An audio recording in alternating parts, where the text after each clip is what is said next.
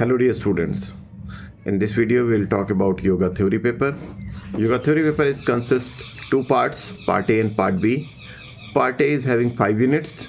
These are employability skills. These unit have 10 marks board question. Part B is subject specific questions, and subject specific questions have 40 marks, total 50 marks paper.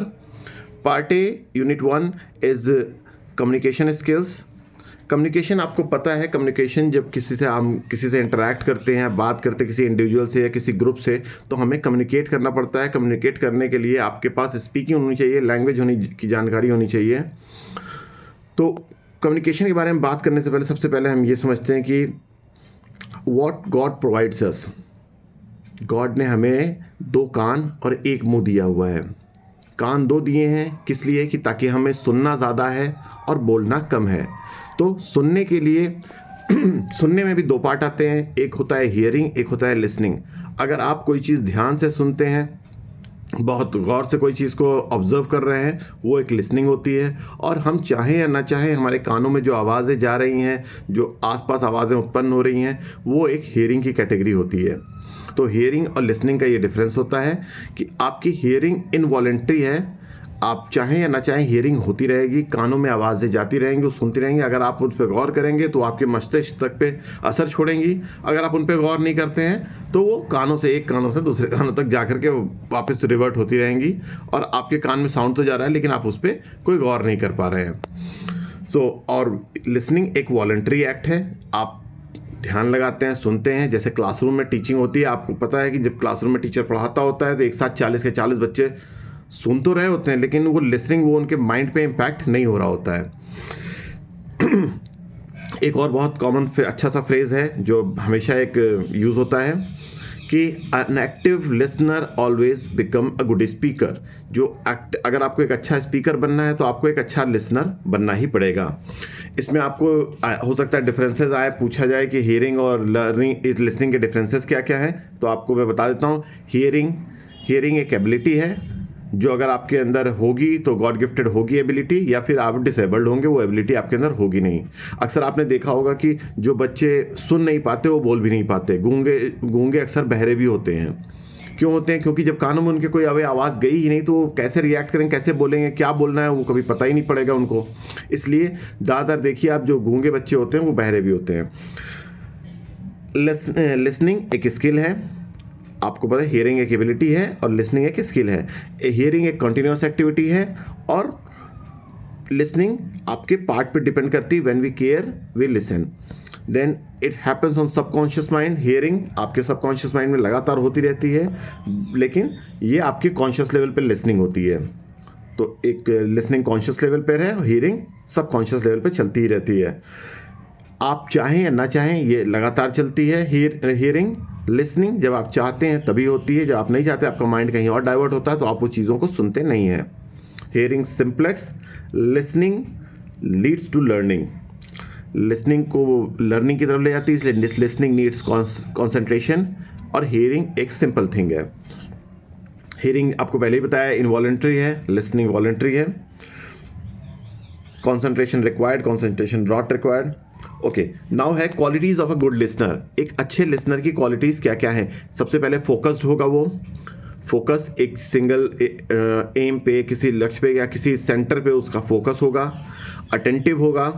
Without expectation, कोई expectation नहीं होगी. आप जब सुन रहे होंगे तो मन से सुन रहे होंगे, उस चीज़ को समझने के लिए सुन रहे होंगे. नॉट एन अटेंशन सीकर, आप एक अटेंशन सीकर नहीं होंगे. आप वो से लिसनिंग जब कर रहे होते हैं तो हम चीज़ों को ऑब्जर्व कर रहे होते हैं और हम अटेंशन सीख नहीं कर रहे होते हैं, हम अटेंशन दे रहे होते हैं कहीं और. ओके, रेडी टू रिस्पॉन्ड, आप रिस्पॉन्ड करने के लिए हमेशा रेडी रहते हैं. आपसे अगर कोई क्लास चल रही, कुछ हो रहा है, कोई क्वेश्चन पूछता है तो आप रिस्पॉन्ड के लिए रेडी रहते हैं. Listen more and speak less, आप सुनते ज़्यादा है, बोलते कम है. यूजेस पॉजिटिव बॉडी जेस्चर, आपका बॉडी जेस्चर पॉजिटिव होता है. आप इंटरप्ट नहीं करते, does not interrupt. Ask follow up question, अगर कोई आपसे फॉलो अप क्वेश्चन पूछा जाता है तो आप चूंकि लिसन कर रहे होते हैं, आप उस मैटर को समझ रहे होते हैं, तो आप उससे रिलेटेड अपनी क्वेरीज को पुटअप करते हैं. लिसन टू लर्न, आप लर्न करने के लिए सुनते हैं. एक्सरसाइजेस पेशेंस, आप पेशेंस को एक्सरसाइज करते हैं, यानी आप एक धैर्य दिखाते हैं वहाँ पे जब आप सुन रहे होते हैं. क्यूरियस टू नो, आप कुछ चीज़ों को जानने के लिए उत्सुक होते हैं। आप समराइज करते हैं, चीज़ों को जानने के बाद आप समराइज करते हैं। अब इसके बाद आते हैं types of listening. Types of listening, active listening. जब आप एक्टिव लिसनिंग ये होती है जब आप लिसन करते करते साथ साथ back to back question answer भी कर सकते हैं, या आंसर का क्वेश्चन के ऊपर आंसर दे सकते हैं, अपने क्रॉस क्वेश्चन कर सकते हैं, ये एक्टिव लिसनिंग है। कॉम्पिटिटिव लिसनिंग, जब आप कॉम्पिटिटिव मोड में होते हैं, या मान लीजिए कि आपको होता है कि जवाब सबसे पहले हमें देना है या उस पर जल्दी रिएक्ट करना है, ये कॉम्पिटिटिव लिसनिंग है। आप लिसन करके उसको बहुत जल्दी सम अप करके या ऑब्जर्व करके उसको तुरंत समझते हैं।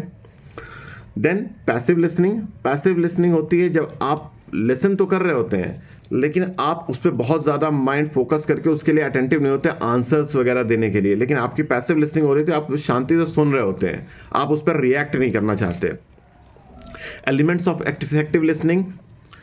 इफेक्टिव लिसनिंग के एलिमेंट्स क्या क्या है? आपको अगर अपने अंदर इफेक्टिव लिसनिंग डेवलप करनी है तो इंटेंसिटी होनी चाहिए आपके अंदर उस चीज़ों को सीखने की। एम्पैथी होनी चाहिए। एम्पैथी यानी दूसरे के दर्द को उसी तरह समझना जैसा दूसरा फील कर रहा है, उस तरह से लेना, एम्पैथी।